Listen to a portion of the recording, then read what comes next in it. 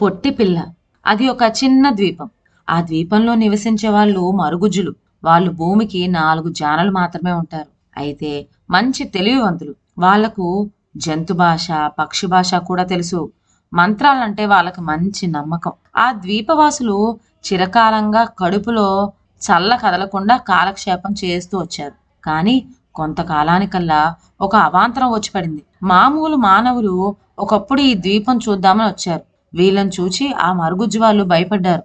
భయపడిన ఆ మరుగుజ్జులు, మనకు కష్టకాలం వచ్చింది, నరుడు కంటబడని చోటు చూసుకొని వెంటనే పోదాం అని నిశ్చయించుకున్నారు. వాళ్ళందరూ సామాన్లన్నీ సర్దేసుకొని సాగిపోదాం అనుకుంటూ ఉండగా బెన్నయ్య సంగతి వాళ్లకు జ్ఞాపకం వచ్చింది. అందరూ బయలుదేరారు. కానీ బెన్నయ్య మటుకు కదలను అని భీష్మించాడు. నాయనా బెన్న, ఒంటివాడి అయిపోతావురా. వాళ్ళు చూస్తే బలియులు.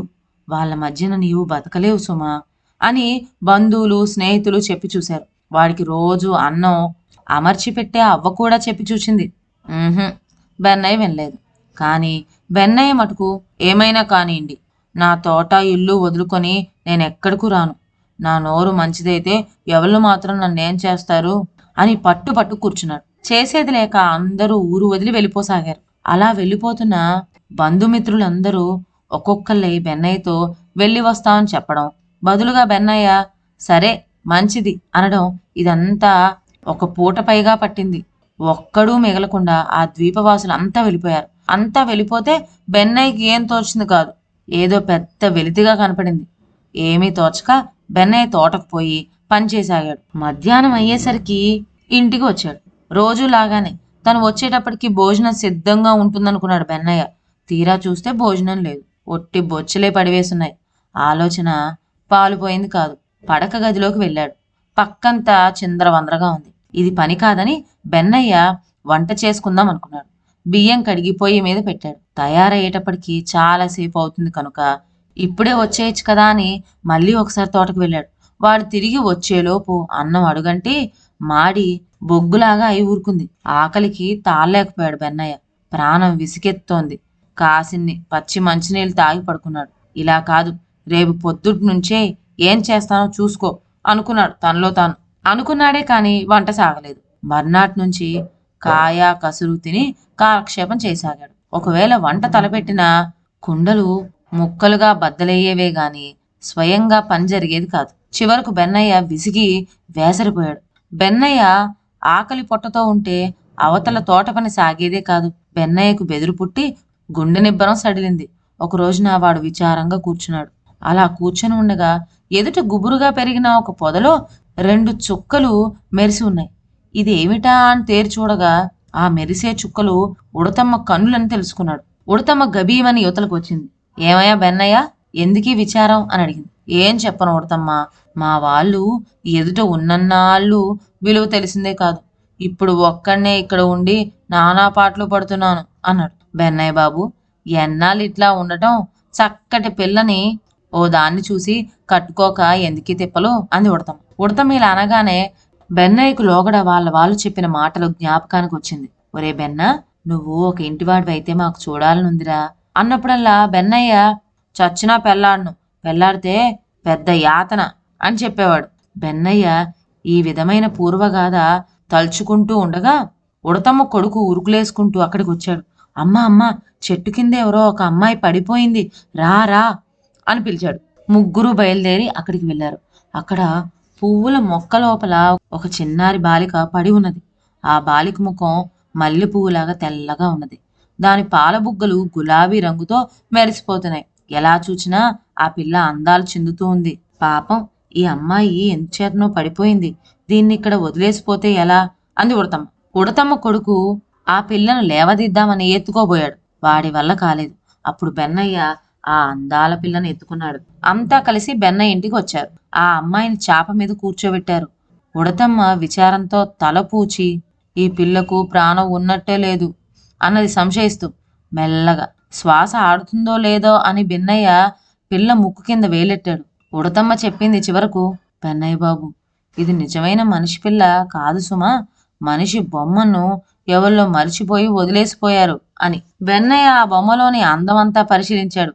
సిగ్గుపడుతూనే దాని బుగ్గలు నిమిరాడు. పట్టు చుక్కలాగా నిగనిగలాడే దాని తలను తడిమాడు. ఈ అమ్మాయి పేరేమిటో అని ప్రశ్న వేశాడు. అన్నట్లు ఇది బొమ్మ కదూ అని అనుకొని నాలుగు ఖర్చుకున్నాడు. దీనంగా చూస్తూ, ఉడతమ్మా ఉడతమ్మా, మంత్రం వేసి బొమ్మను మనిషిగా మార్చే మొనగాళ్ళు ఎవరైనా ఉన్నారా?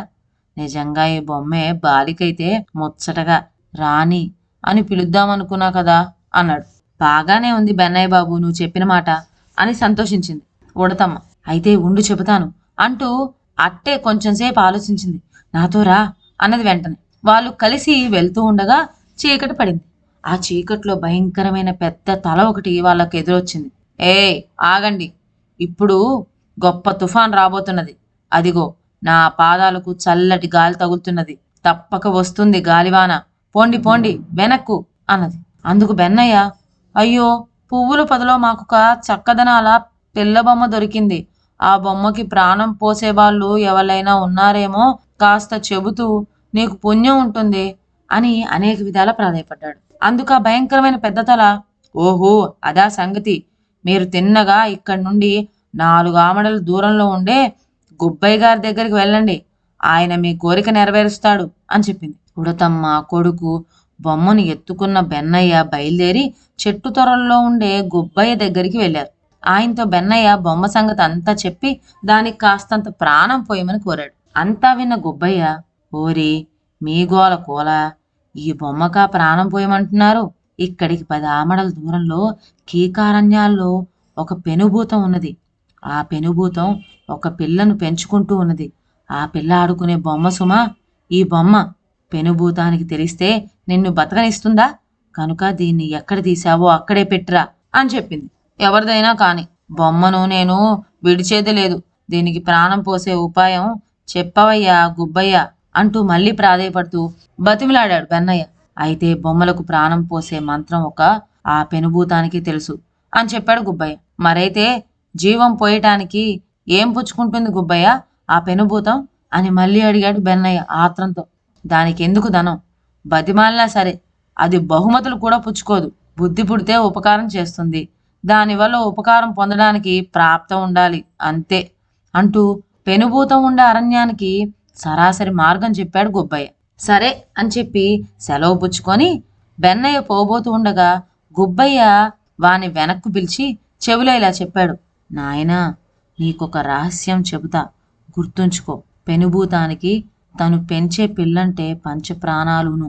పిల్ల సంతోషమే తల్లి సంతోషం, పిల్ల విచారమే తల్లి విచారం. కనుక ఆశ్చర్యం గొలిపే పనిచేసి నువ్వు ఆ పిల్లని సంతోష పెట్టగలిగితే ఆ పెనుభూతం నిన్ను మెచ్చుకొని నీ కోరిక తీరుస్తుంది అని చెప్పాడు. ఈ మాటలకు బెన్నయ్య నిరుత్సాహపడ్డాడు. ఉడతమ్మ కొడుకు కూడా బెన్నయ్య విచారం తొలగించలేకపోయారు. ముగ్గురు కలిసి ఇల్లు చేరుకున్నారు. పెనుభూతానికి ఆశ్చర్యం కోల్పోయే దారి తెలియక బెన్నయ్య విచార సాగరంలో మునిగిపోయాడు. ఇలా ఉండగా ఆ ద్వీపానికి వచ్చిన మామూలు మనుషులు తిరిగి తిరిగి వింతలని చూచారు, సంతోషించారు. ఆ ద్వీపంలో ఎవ్వరూ లేకపోవడం చూడగా వాళ్లకు మరీ వింత తోచింది. చివరకు ఒక చెట్టు కింద చింతతో కూర్చుని ఉన్న బెన్నయ్య కనిపించాడు. వాడి వింత రూపం చూచి వాళ్ళు ఆశ్చర్యపోయారు. మాటల సందర్భంలో బెన్నయ్యకు పట్టుకున్న విచార కారణం తెలుసుకొని ఓస్ ఈపాటి దానికైనా బెంగ అంటూ ధైర్యం చెప్పి వాణ్ణి సముద్ర ఒడ్డుకు తీసుకుపోయి ఓడలో ఉన్న వింత వింత వస్తు సామాగ్రిని చూపించారు. అందులో బెన్నయ్యకు అతిగా ఆకర్షించిన సామాగ్రిని వాడు ఆత్రంతో కావాలని కోరగా వాళ్ళు వాడికిచ్చారు. తక్షణమే బెన్నయ్య ఉడతమ్మ కొడుకును వెంటబెట్టుకొని బొమ్మను చంకనెత్తుకొని ఈసారి తిన్నగా పెనుభూతం ఉండే అరణ్యానికి ఉత్సాహంతో బయలుదేరాడు. కష్టాలు పడి ముగ్గురు ఆ కీకారణ్యం చేరుకున్నారు. పెనుభూతం ఉండే భవనం సమీపించారు. 2 తలల కుక్కలు 2 వాళ్ళ మీదకి ఎగసి వచ్చినాయి. బెన్నయ్య ఒక టపాకాయ తీసి పేల్చాడు. ఇటువంటి ధ్వని ఎన్నడూ విని ఎరగని ఆ కుక్కలు 2 మళ్ళీ కనపడకుండా మటుమాయమైపోయినాయి. ఈ శబ్దం విని పెనుభూతము కూతురు లోపల నుండి యువతలకు చక్క వచ్చారు. బెన్నయ్య చేతిలో బొమ్మను చూచి వాళ్ళిద్దరూ మండిపడ్డారు, లాక్కోబోయారు. మతాబి వెలిగించాడు బెన్నయ్య. ఆ కళ్ళతో వాళ్ళు చూడలేకపోయారు. అంతలో చిచ్చుబుడ్డి ముట్టించాడు. అది ఆకాశాన్ని అనడం చూసి వాళ్ళు ఆశ్చర్యపోయారు. బెన్నయ్యను చేరబిల్చి బొమ్మనివ్వమని బతిమలాడుతూ నీకేం కావాలో కోరుకో అన్నది భూతం. తను వచ్చిన పని చెప్పాడు బెన్నయ్య. ఆ బొమ్మ తన కూతురుకు ప్రియమైంది కావటం చేత క్షణంసేపు భూతం ఆలోచనలో పడింది. పెనుభూతం కూతురు మరుగుజ్జు కావటం చేత ఇంతవరకు తగిన వరుడు ఎవ్వడు దొరకలేదు. ఇప్పుడు బెన్నయ్య కంటపట్టంతోనే తన కూతురుకు ఈడు జోడు కుదిరిందని ఆ పెనుభూతం మనసులో ఉప్పొంగిపోయింది. బెన్నయ్యకు తన పిల్లనిచ్చి వైభవంగా పెళ్లి చేసింది. ఆ బొమ్మకు ప్రాణం పోసి అల్లుడికి అరణంగా ఇచ్చింది. అందరూ కలిసి బెన్నయ్య ఉండి చోటుకు వెళ్లారు. ఆ ద్వీపాన్ని చూడవచ్చిన మనుష్యులు పోతూ పోతూ బెన్నయ్యను పొట్టి పిల్లను దీవించి కానుకలిచ్చారు. ఆనాడు భయపడి పారిపోయిన మరుగుజ్జులంతా క్రమంగా మళ్ళీ వచ్చి ద్వీపం చేరుకున్నారు. బెన్నయ్య ఒక ఇంటివాడైనందుకు వాళ్ళందరూ సంతోషించారు. వాడు వెలిగించినటువంటి రకరకాల బాణసంచాలు చూచి అమిత ఆశ్చర్యం పొందారు.